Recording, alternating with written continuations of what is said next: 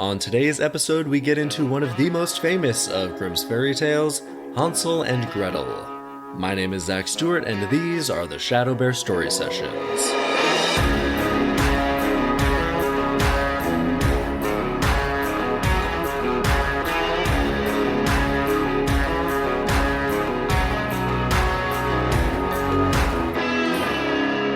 Welcome to the ShadowBear Story Sessions, the podcast that shows that fairy tales and folklore were way more fun back when they were super dark and completely insane, before modern movies and books cleaned them up and watered them down to make them more, quote-unquote, family-friendly. Back in olden times, families were telling each other these crazy, dark, violent stories to teach them life lessons, and you know what? They were way more entertaining back then, and they probably did a better job of preparing kids to handle how insane and chaotic the world really is. So here at ShadowBear, we're going to take it back to those old times and get into the original versions of all the fairy tales and folk tales that set the stage for all the movies and TV shows and books that we know and love today. We're going through Grimm's fairy tales front to back, and the next story in line is Hansel and Gretel, one of the most well-known of Grimm's fairy tales. So let's get right into it. We begin. A poor woodcutter lived on the edge of a large forest. He didn't have a bite to eat and barely provided the daily bread for his wife and two children, Hansel and Gretel. It reached a point when he couldn't even provide that anymore. Indeed, he didn't know how to solve this predicament. Well, he must be a pretty terrible woodcutter if he literally lives on the edge of a forest and somehow cannot find a way to make a living. One night, as he was tossing and turning in bed because of his worries, his wife said to him, "Listen to me, husband. Early tomorrow morning you're to take both the children and give them each a piece of bread. Then lead them into the middle of the forest where it's most dense. After you build them a fire, go away and leave them there. We can no longer feed them." "No, wife," the man said, "I don't have the heart to take my own children and abandon them to wild beasts, for they'd soon come and tear them apart in the forest." "If you don't do that," his wife responded, "we shall all have to starve to death." She didn't give him any peace until he said yes. Pretty brutal mom. The two children were still awake because of their hunger, and they had heard everything that their mother said to their father. Gretel thought, "Now it's all over for me," and began to weep pitiful tears. But Hansel spoke. "Be quiet, Gretel. Don't get upset. I'll find a way to help us." Upon saying this, he got up, put on his little jacket, opened the bottom half of the door, and crept outside. I guess it was one of those old-timey doors that had a top half and a bottom half, and he just sort of slipped out through the bottom half. So the moon was shining very brightly, and the white pebbles glittered in front of the house like pure silver coins. Hansel stooped down to the ground and stuffed his pocket with as many pebbles as he could fit in. Then he went back into the house. Maybe they could make some money by selling some of these cool little pebbles that glitter all white in the moonlight. Get creative with that. Maybe an art piece. I don't know, get creative, guys. "Don't worry, Gretel, just sleep quietly," he said, and he lay down again in his bed and fell asleep. Early the next morning, before the sun had even begun to rise, their mother came and woke the two children. "Get up, children, we're going into the forest. Here's a piece of bread for each of you. But be smart and don't eat it until noon." Gretel put the bread under her apron because Hansel had the pebbles in his pocket. Then they all set out together into the forest. After they had walked a while, Hansel stopped still and looked back at the house. He did this time and again until his father said, "Hansel, what are you looking at there, and why are you dawdling? Pay attention and march along." "Oh, father," said Hansel, "I'm looking at my little white cat that's sitting up on the roof and wants to say goodbye to me." "You fool," the mother said, "that's not a cat, it's the morning sun shining on the chimney." But Hansel had not been looking at the cat. Instead, he had been looking at the shiny pebbles from his pocket that he had been dropping on the ground. Well, don't look at them. You're going to give away what you're doing. Just sort of let them slip out. You're drawing too much attention, And the white cat on the roof that's actually the sun is not a good excuse. Just be cool, Hansel. Be cool. When they reached the middle of the forest, the father said, "Children, I want you to gather some wood. I'm going to make a fire so you won't get cold."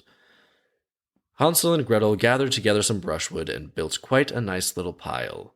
Well, no wonder they're going hungry. This guy is literally a woodcutter, and he asks Hansel and Gretel to get the firewood. Clearly not a very good woodcutter if he's getting his kids to do the work. The brushwood was soon kindled, and when the fire was ablaze, the mother said, "Now, children, lie down by the fire and sleep. We're going into the forest to chop wood. When we're finished, we'll come back and get you." If I were the kids, I'd be like, "Why did you bring us here? To sleep by the fire? We could have just stayed at home for that. What's the point of this?" Hansel and Gretel sat by the fire, and when noon came, they kept eating their pieces of bread until evening. But their mother and father did not return. Nobody came to fetch them.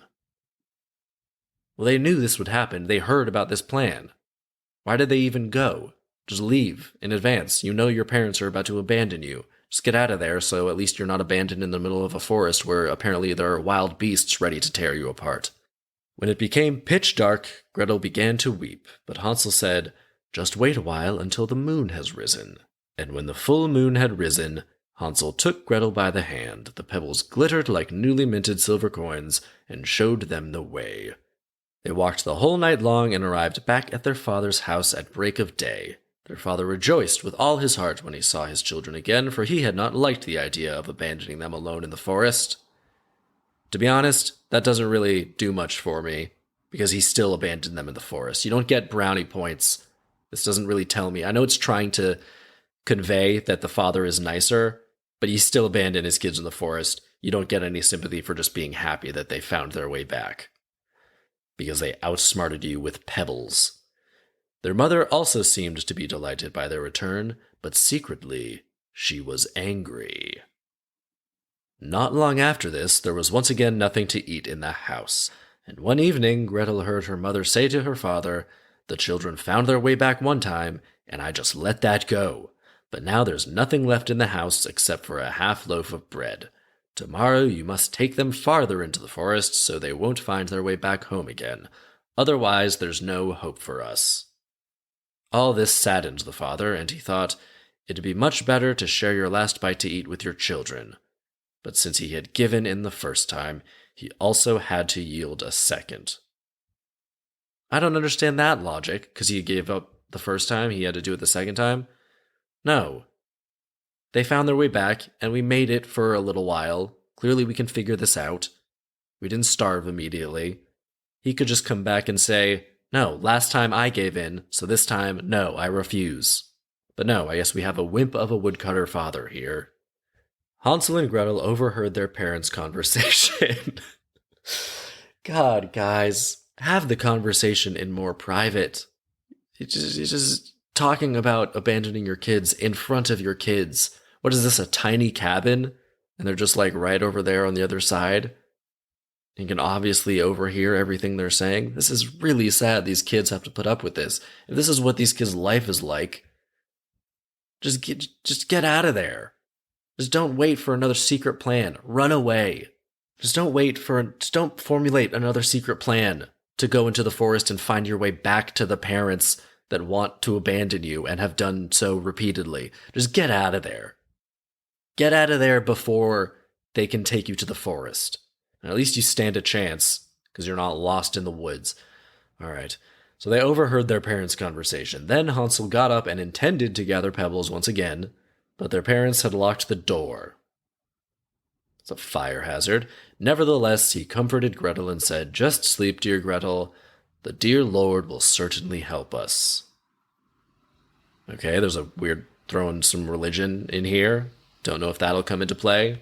There's been some weird religious elements or semi-religious elements to some of Grimm's fairy tales' earlier stories. We'll see if that comes into play here. Early the next morning, they each received little pieces of bread, but they were smaller than the last time. On the way into the forest, Hansel crumbled the bread in his pocket and stopped as often as he could to throw the crumbs on the ground. "Hansel, why are you always stopping and looking around?" asked the father. "Keep going." If he's all sad that he has to abandon his kids, he's being awful insistent and pushy about getting them into the forest quickly. Oh, I'm looking at my little pigeon that's sitting on the roof and wants to say goodbye to me, Hansel answered.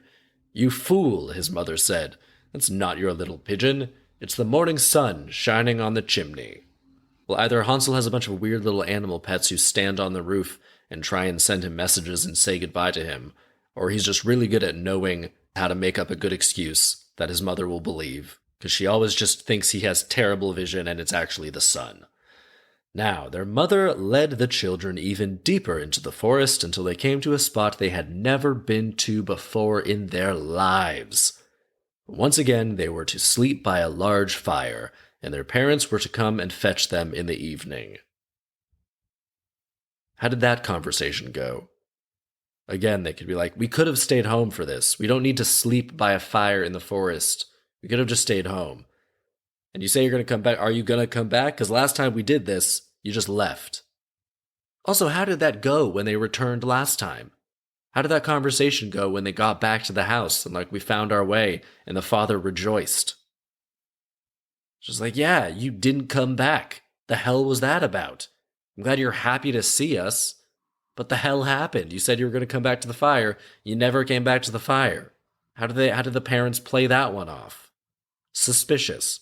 Yeah, now that they brought them back out to the woods, made a fire, and said sleep by the fire again, and you know that the parents are lying, and they probably kind of know that the kids know that they're lying when they say they're going to come back.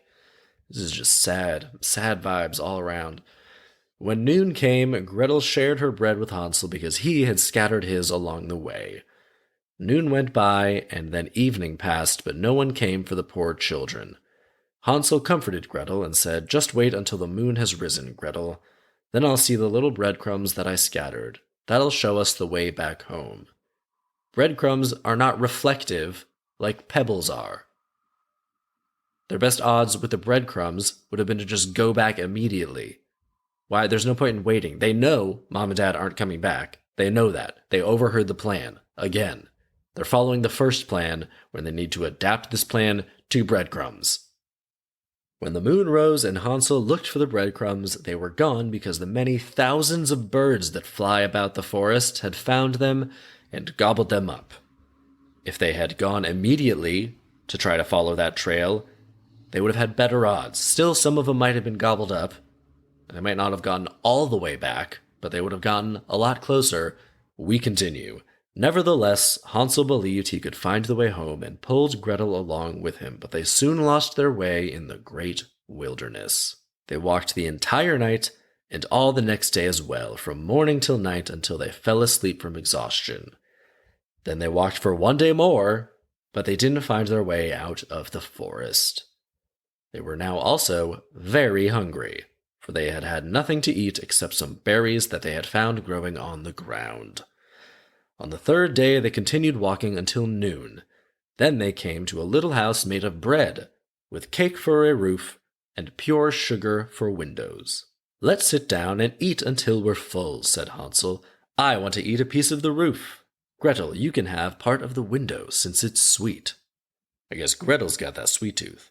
Hansel had already eaten a good piece of the roof, and Gretel had devoured a couple small round windows and was about to break off a new one, when they heard a shrill voice cry from inside, Nibble, nibble, I hear a louse. Who's that nibbling? On my house. Hansel and Gretel were so tremendously frightened that they dropped what they had in their hands, and immediately thereafter a small, ancient woman crept out of the door. She shook her head and said, Well now, dear children, where have you come from? Come inside with me. You'll have a good time. All right, that last bit is creepy. The last bit, you'll have a good time, that should have been a million red flags going up. Anyone saying to a bunch of kids, come inside with me, you'll have a good time. Nope. Turn and run. Turn and run. Turn and run. Even if you're in the middle of the forest, turn and fucking run. She took them both by the hand and led them into her little house. Then she served them a good meal of milk and pancakes with sugar and apples and nuts. Afterwards, she made up 2 beautiful beds, and when Hansel and Gretel lay down in them, they thought they were in heaven. The old woman, however, was really a wicked witch on the lookout for children, and had built the house made of bread only to lure them to her. As soon as she had any children in her power, she would kill, cook, and eat them. It would be like a feast day for her. Therefore, she was quite happy that Hansel and Gretel had come her way. I'd be surprised if any children had ever stumbled across this house ever before. Built a house in the middle of the forest, no one's just wandering by. Can't even see like 20, 30 feet ahead in the forest. How is she getting any children? Also, children aren't just going to be unaccompanied in the forest. This is a really random situation that these 2 children happen to be wandering around in the forest. This is just a really bad plan for this witch, to be honest. Early the next morning, before the children were awake, she got up and looked at the 2 of them sleeping so sweetly, and she was delighted and thought, "They'll certainly be a tasty meal for you." Then she grabbed Hansel and stuck him into a small coop, and when he woke up, he was behind a wire mesh used to lock up chickens, and he couldn't move about. Immediately after, she shook Gretel and yelled, "Get up, you lazy bones! Fetch some water, and then go into the kitchen and cook something nice. Your brother's sitting in a chicken coop. I want to fatten him up, and when he's fat enough, I'm going to eat him. But now I want you to feed him." That must have been a really confusing way to wake up for Gretel. Gretel was frightened and wept. Very understandable, but she had to do what the witch demanded. Why? She's not threatening her. She also hasn't shown any, witch powers. And she's old and ancient and small. Speaking of which, how did she get Hansel into the coop without him waking up or anything? Just glossing over that fact. In any event, Gretel was frightened and wept, but she had to do what the witch demanded. So the very best food was cooked for poor Hansel so that he would become fat, while Gretel got nothing but crab shells. Where are they getting crabs in the woods? Why wouldn't she just fatten Gretel up too? Get 2 fat meals. Why does she want bony girl and fat little boy? She'd probably be more likely to go along with your bullshit if you give her some nice food too. But no, crab shells. Don't even know how you survive on crab shells. Every day the old woman came and called out, "Hansel, stick out your finger so I can feel whether you're fat enough." However, Hansel stuck out a little bone, and the witch was continually puzzled that Hansel didn't get any fatter. He's just behind chicken wire, can't she see? Wouldn't it be pretty obvious that he was sticking out a bone? Also, the finger is notoriously the skinniest, boniest part of literally any person, even a fat person. If you're trying to tell if a person's fat, the finger is the worst representative sample to squeeze. If her vision is so bad that she can't even tell that Hansel is fat or isn't fat, she just can't even see him, then Gretel should be able to sneak away, get Hansel out, and they can sneak out of there. There's something wrong with this witch, is all I'm saying. She should be pretty easy to get away from. One evening, after a month had passed, she said to Gretel, "Get a move on and fetch some water. I don't care whether your little brother's fat enough or not. He's going to be slaughtered and boiled tomorrow. In the meantime, I want to prepare the dough so that we can also bake." I guess she wants a side of garlic knots to go with her boiled little boy.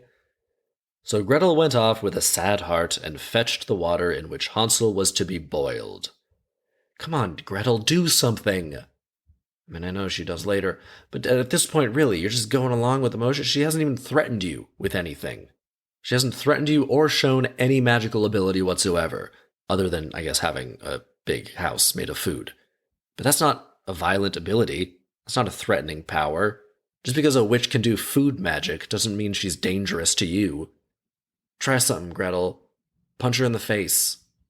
I never understand why no one does that in these stories where there's magic.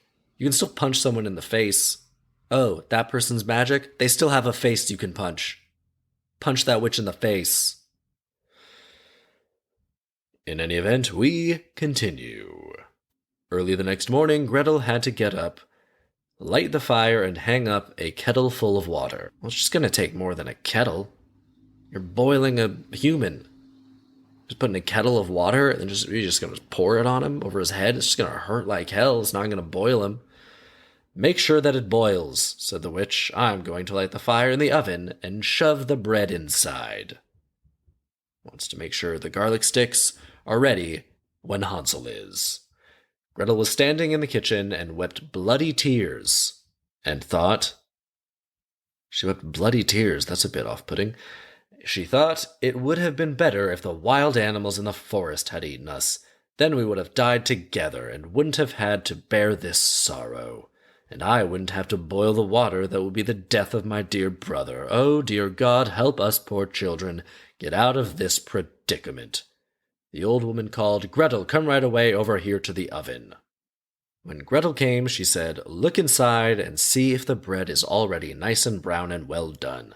My eyes are weak. Well, there you go. I guess that explains why she can't see whether or not Hansel is fat. But that also means you should be able to escape from this woman. Quite easily. I can no longer see so well from a distance, and if you can't see, then sit down on the board, and I'll shove you inside. Then you can get around inside and check everything. Pretty obvious plan, what's going on. It is an oven. You can't just walk around inside an oven without getting burned. Gretel is not dumb. Gretel knows this. This is a really stupid plan. The witch wanted to shut the oven door once Gretel was inside, for she wanted to bake her in the hot oven and eat her too. Well then, why didn't you fatten her up along with Hansel? She's gonna have bony, roasted little girl? Nah. You want that fat, roasted little girl. This is what the wicked witch had planned and why she had called the girl. But God inspired Gretel. Okay? And she said, I don't know how to do it. First, you show it to me. Sit down on the board, and I'll shove you inside. And so the old woman sat down on the board, and since she was light, Gretel shoved her inside as far as she could, and then she quickly shut the oven door and bolted it with an iron bar. The old woman began to scream and groan in the hot oven, but Gretel ran off, and the witch was miserably burned to death.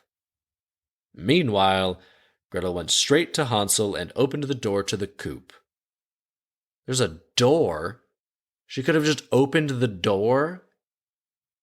They definitely could have overpowered this witch at any point up until now. She hasn't shown any sort of violent tendencies or any abilities to do anything to actually hurt these kids. After Hansel jumped out, they kissed each other and were glad. The entire house was full of jewels and pearls, so they filled their pockets with them. Then they went off and found their way home.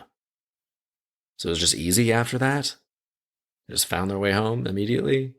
I guess maybe they had all the gold. If they got out of the forest, then they could figure out getting paid to find their way back. All right, fine.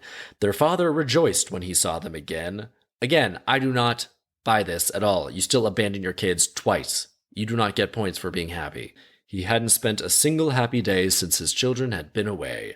Now he was a rich man. However, the mother had died.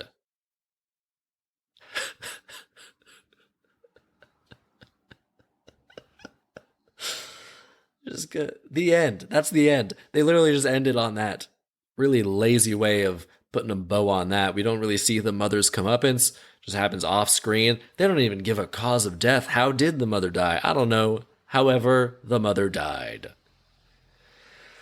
Well, all right. This one is actually, this is pretty true to the version that I think we know. I don't think there's much twisted about this. Maybe there's some grittier details. Maybe they clean it up a little bit.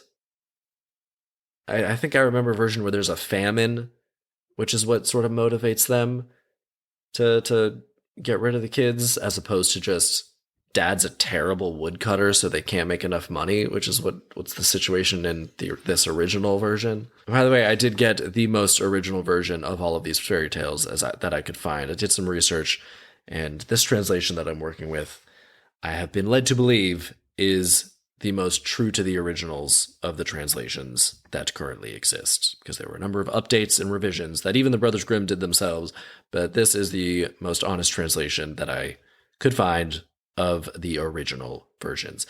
Anyway, I digress. I think the reason this one actually got famous is maybe because of the candy house in the forest. Because that imagery is kind of sticks with you. I really don't. Otherwise, I really don't know why this one stuck it out. There's not a lot going on here. It's not as compelling as some of the earlier ones we've been through so far. But you know what? Who am I to judge? Hansel and Gretel. There you go. So what is the lesson? I think the intended lesson, firstly, there's I think don't trust strangers, even if they're pretending to be nice to you. I remember that as being one of the lessons that you're supposed to learn from Hansel and Gretel. I also think another one of the lessons is to try to be resourceful. Because they really shine a light on the resourcefulness of Hansel, getting the pebbles and trying to find that and devising that system to get back home. And then the bread, but then there was a problem with that plan. And then, him putting the bone through. They just were supposed to think that, that's quick thinking, even though there's no fucking way that ever would have worked because a bone feels nothing like an actual finger that's, alive. And then Gretel, sees through the, to be honest, very obvious trick that the witch is trying to pull on her to get her to go into the oven, and then says, "No, you do it," which again is not that resourceful. We have all these things that we're supposed to think, oh, so resourceful of them. How clever. You know what would have been clever? Don't go into the forest with the parents that you know are trying to abandon you in the forest. That would have been clever. Get out of that situation before you get abandoned in the forest. If they really are resourceful, like we're supposed to believe, they would have made it work in town or somewhere that isn't the middle of the woods. But no, they get left in the middle of the woods twice. Definitely a fool me once, fool me twice situation here. And to be honest, they got fooled twice. And still, their plan was just to get back home to the parents that were going to abandon them probably a third time if they managed to actually get back home with the bread. I guess the only reason we're supposed to think that is not going to happen at the end of the story is because they're rich and the mom's dead. But otherwise, their plan to just find their way back home to parents that continually abandon them, not a good plan. So yeah, the resourcefulness, I'm not buying that. Ostensibly, yes, that is a good lesson to be resourceful and to think quickly and to try to see through, if someone's trying to trick you. But I don't think Hansel and Gretel is a good representation of that quick thinking, because there are way better solutions to all of these problems.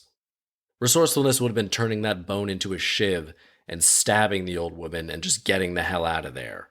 Or then living in the cool food house together after you kill the old woman. I don't know. I'm just saying the old woman was not a threat. Was not a threat. She could do food magic. That's not dangerous. Get out of there. Gretel was able to immediately open the door to the chicken coop after she got rid of the witch. Come on. There are ways to solve this. There are ways to get out of this way, way earlier. I think the real lesson is about resourcefulness, but not to follow their lead in terms of being resourceful, to see all of the ways in which they could have been resourceful in a better way. Like, the only really clever thing was the shiny rocks, but that just got them back where they started, into a shitty situation with parents that are going to abandon them again. So yeah, I think the real lesson is use your resourcefulness to try to prevent these dire situations from happening. To try and help woodcutter dad with his woodcutting business that is going nowhere. Don't let it get this bad. I think that's the real lesson here. Don't let it get this bad. Figure out a way to help woodcutter dad with his woodcutting business. Use the shiny pebbles to create something that you can then use to make income. Or just have the whole family help with the woodcutting. Don't let it get that bad. Or, when the parents decided they were going to abandon the kids, Hansel and Gretel, you overheard it. Get out of there. Just get out of there and make your own way in life. Mom and dad clearly suck anyway. They're not really providing for you. You can do better. Get out of there. Don't let it get so bad that you're left in the woods alone. Don't let it get that bad. And then, when they get taken in by the old woman, they just do everything the old woman says. Hansel stays in the chicken coop. Gretel does nothing to try to escape or get Hansel out prior to murdering the old woman. Just immediately, when the old woman is revealed to be bad, push her, get Hansel out of there because she can easily open the door and run away. I just really feel like the witch is not a threat and should have been very easy to overcome very quickly. She's an old ancient lady who has not shown any violence or any ability to overpower them in any way. Do something.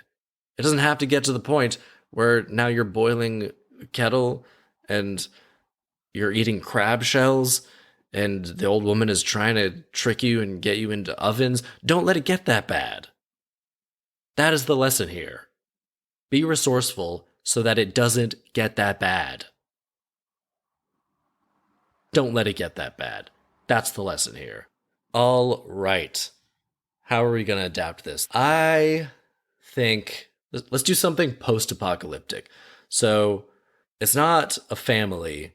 It's going to be a little different than the main story. It's going to be like two intense survivalists and then two people that aren't really as skilled and aren't really as good, but are still clever and resourceful and can figure stuff out. And so survivalist number one is going to be like Zoe Saldana. And survivor number two is going to be, I don't know, Antonio Banderas. I like Antonio Banderas. Zoe Saldana and Antonio Banderas. This is this post-apocalyptic world, and they're super good at surviving in the middle of nowhere. And they somehow, when the world ended, they were in the same place as Thomas Middleditch and Lauren Lapkus. Two hilarious actors who are clever, but not really so good with the survivalist kind of brawn, physical manual labor, finding nature sort of stuff. Not quite as good as that.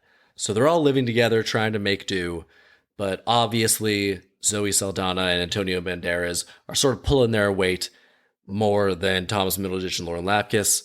So Antonio Banderas is like, hey, we got to get these guys out of here. We got to go our own way. They're not pulling their weight. We got to get rid of them. And Zoe Saldana is the soft one. She likes them. She knows they're not pulling their weight, but it's a post-apocalypse. You got to appreciate the people around you.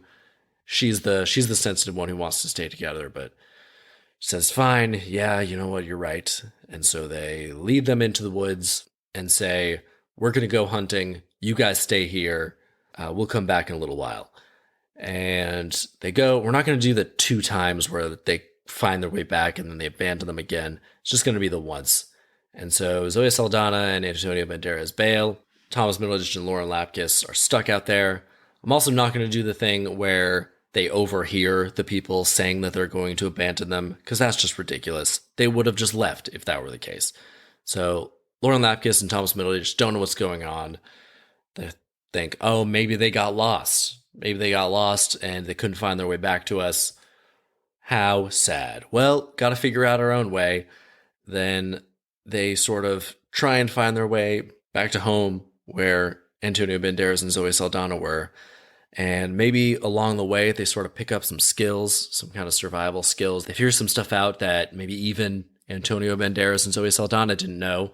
But Antonio Banderas and Zoe Saldana were such dominating presences and such dominating personalities that they were kind of always in charge. And so they always took charge of everything and never let Thomas Middleditch and Lauren Lapkus really contribute as much as they could have. And that is why they thought they were not as valuable. But now we see, as Thomas Middleditch and Lauren Lapkus are finding their way back through the forest, that they actually do have some outside-the-box skills and some resourcefulness. And while they are finding their way out, they do get lost, and they come across someone else living in a creepy little cabin in the woods in this post-apocalypse. And inside is Kathryn Hahn. Kathryn Hahn, fantastic actress, drama, comedy, anything. And she is living there alone, and she's kind of mysterious. She's also obviously very good survivalist, but they think maybe she has some sort of magical powers, maybe. Don't really know what's going on there. And she has a bunch of food, and she says, sure, come on in. I've got food for plenty of people. I'm awesome. I'm super badass out here, so I can take care of you guys or help you if you want. They say, yeah, we've got some skills as well that the last two people we were with weren't really appreciating so much. So yeah, let's do this. After the first night, Thomas Middleditch wakes up to find that he has been magically imprisoned in a chicken coop. I'm going to be honest, I think it's funny just to have him in a chicken coop. Thomas Middleditch in a chicken coop sounds hilarious to me, but he's actually stuck in there. It's not just like he's in a chicken coop and you can just open the door and get out. He's actually sealed up in there with some type of crazy magic. And then Lauren Lapkus is then made to do Catherine Hahn's bidding, and she orders her around, telling her what to do, and she actually can do some pretty crazy violet magic. And that is why Lauren Lapkus has to obey her, because she has really grisly magic, and she shows her by I don't know, they're out hunting, and she kills a boar with the magic. And I don't know, it's crazy and it's intense, and there's legitimate threat to all of their lives.